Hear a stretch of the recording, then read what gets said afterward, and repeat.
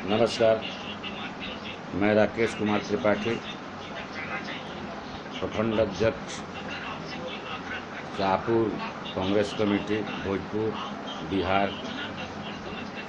आज जो हमारा अखिल भारतीय राष्ट्रीय कांग्रेस के निर्देश के आलोक में स्पीक अप इंडिया का जो प्रोग्राम चल रहा है जैसा कि आप जानते हैं, भारत एक लोकतांत्रिक देश है। यहाँ पर सरकारें चुनी जाती हैं और संविधान से चलती हैं। अभी जो हमारे यहाँ एक सरकार चल रही है भाजपा के मोदी सरकार की, वस्तुतः इसे भाजपा नहीं कह करके कहा जाए तो यह विशुद्ध रूप से संघ की सरकार है, जिसने धीरे धीरे भाजपा को समाप्त करके सभी प्रशासनिक पदों पर संघ के लोगों को काबिज करा दिया और संघ के एजेंडा को लागू करने के लिए भाजपा का मुखौटा पहन करके देश में निरंतर बेहयाई से लोकतंत्र की हत्या कर रही है। बिहार में महागठबंधन को वोट मिला, ये निश्चित है कि नीतीश कुमार जी का चेहरा था मुख्यमंत्री के लिए।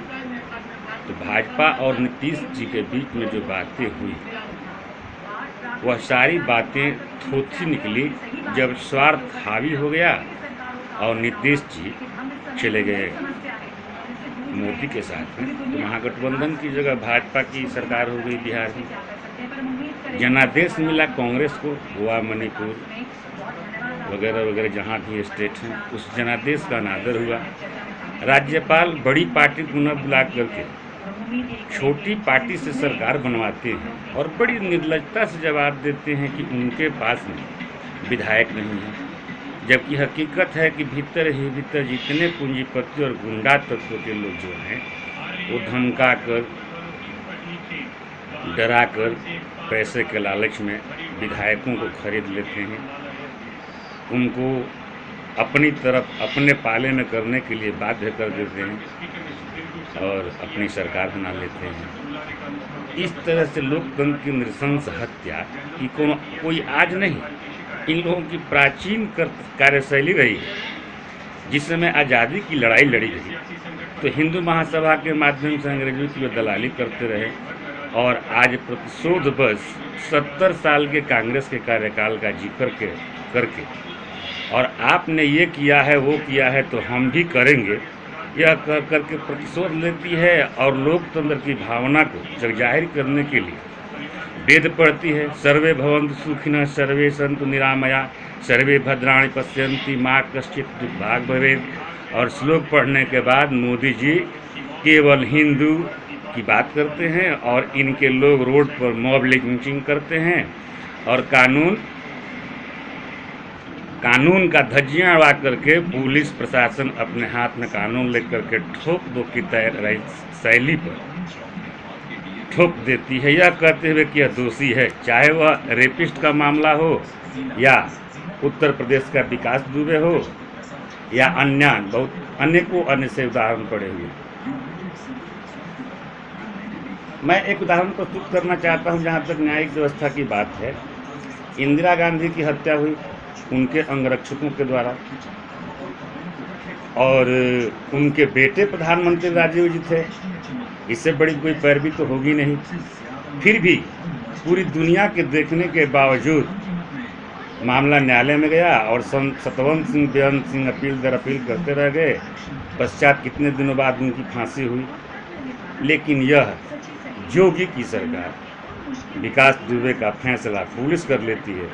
अंधेरे की रात में 7 पुलिस वालों की हत्या होती है, जो दुखद ही नहीं, पुलिस की लचर व्यवस्था की दयनीय स्थिति और उसके अंदर संचालित होने वाले गैंगों की और पैसा कमाने की लोलुपता को उजागर करता है, जहां न्याय मर जाता है और न्याय को बिक्री करके एक दूसरे का गला घोटा जाता है। इसमें सरकार संलिप्त है।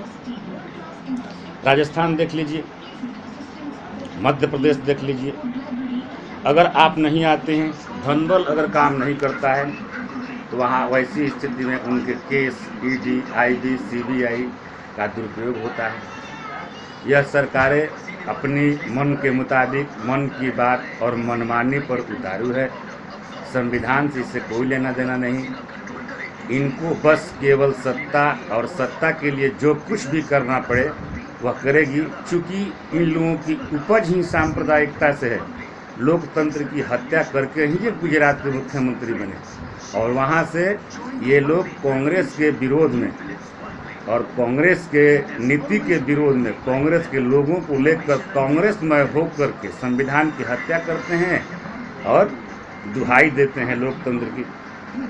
तो आज जिस स्थिति के जिस दौर से हम लोग गुजर रहे हैं स्पष्ट है। कल हमने कारगिल विजय दिवस मनाया। यह संयोग है या प्रयोग या देश का दुर्भाग्य है या सौभाग्य कि जब जब इस देश में भाजपा की सरकार आती है तब भी क्यों विदेशी आक्रमणकारी आकर के हमारी पोस्टों पर काबिज हो जाते हैं। वाजपेयी जी थे तो कारगिल में 3200 किलोमीटर घुसकर 1600 किलोमीटर ऊंचाई पहाड़ पर चढ़कर कब्जा कर लिया पाकिस्तान, जिसके पीछे सैकड़ों सैनिक मारे गए। हमारी जो विधि व्यवस्था थी चरमरा गई। आज पेंगोंग में 4, 5, 6 फिंगर पर चीन कब्जा किए हुए है और हमारा मोदी सरकार राम पूजन में लगी हुई है, उत्सव मना रही है। यहाँ पर मुआयना किया जा रहा है। बिहार में बाढ़ और कोरोना के विभीषिका है, लेकिन इन लोगों को चुनाव पड़ा है। अमित शाह वर्चुअल रैली करते हैं। नौकरियाँ जा रही है। नए युवाओं के नौकरी बंद हो गए हैं। युवाओं का भविष्य समाप्त कर दिया गया है। आत्मनिर्भर बने, कहाँ आत्मनिर्भर बने? जो भी पैदा होता है वह अकेले पैदा होता है। कुछ पढ़ता है, सीखता है तो आत्मनिर्भर बनता है। इस देश के इंडस्ट्रीज में वह कुछ अपना प्रोडक्शन निकालता है, माल सप्लाई करता है बाज़ार में। तो कहाँ क्या है? अर्थबंदी, नोटबंदी में ऋण तोड़ दी, देश की अर्थव्यवस्था की कमर तोड़ दी, नौकरियां छीन ली।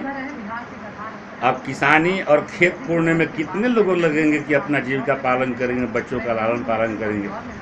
यह सरकार जो है यह जनता को बुद्धू बनाती है, लोकतंत्र की हत्या करती है। राज्यपाल, मुख्यमंत्री सबका जो है अपने एक गिरोह के गैंग की तरह उपयोग करती है।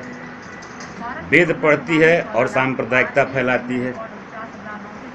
नियम पढ़ती है, उसका उल्लंघन खुद सरकार करती है। इन लोगों का एक है चुप्पी, चुप रह जाओ, कुछ मत बोलो। और कोई कुछ पूछता है तो कांग्रेस का इतिहास निकालो। आज जो है कांग्रेस ने जनता को शक्ति दी, सत्ता के विकेंद्रीकरण की योजना चलाई, पंचायतों के अधिकार दिए, पंचायत में योजनाओं के चयन के अधिकार दिए। आज क्या हो रहा है? सब सत्ता जो है केंद्रीकृत हो गई है। मोदी जी संचालित करते हैं। सारे विभाग के मंत्री गौण हो गए हैं। मोदी ने किया, मोदी ने किया, मोदी ने किया। जो अच्छा हुआ मोदी ने किया और जो बुरा हुआ वो भारत के लिए हुआ।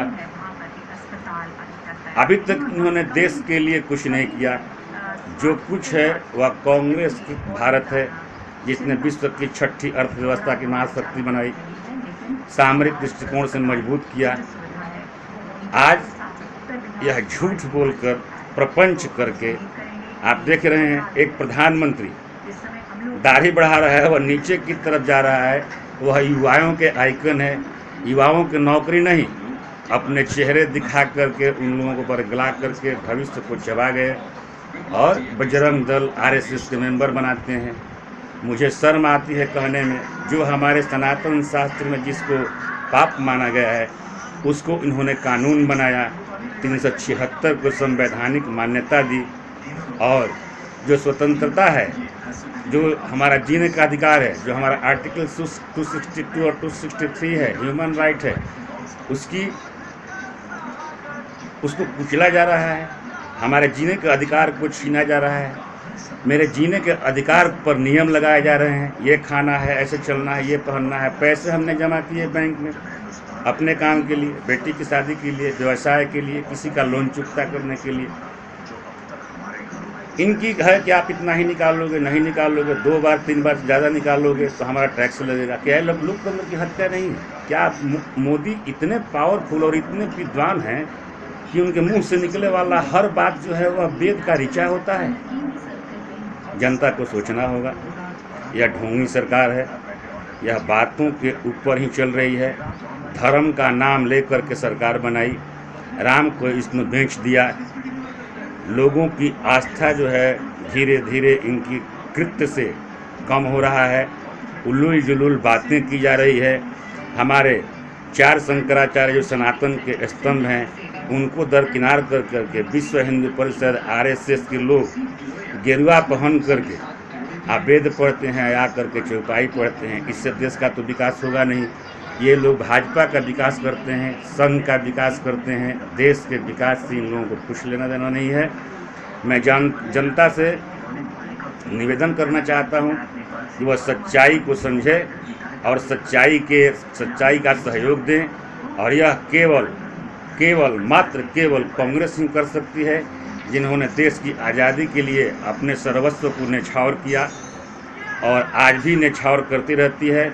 मैं एक कांग्रेस का सच्चा कार्यकर्ता होने के नाते मैं स्पष्ट कर देना चाहता हूं कि यह देश कांग्रेस का है और कांग्रेस ही चला सकती है। भाजपा ने इसे लूट लिया, नोटबंदी करके लूट लिया। उनके जो भी अपने लोग थे उनको लुटवा करके पैसा दे करके तो विदेश भेज दिया। यहाँ जो पूंजीपति हैं उनके समूचा पैसा लूट करके उनके घर में जमा हो जा रहा है। आज जनता के बीच में किसानों को 500,000, गरीबों को 500,000 दे करके सरकार खुश करती है और वोट की राजनीति में पूरा भारत को बर्बाद करके छोड़ दिया इस भाजपा ने। मैं निवेदन करता हूं कि हकीकत को पहचानिए। भाजपा आरएसएस से मुक्ति के लिए कांग्रेस के हाथ का साथ दे। जय हिंद, जय कांग्रेस।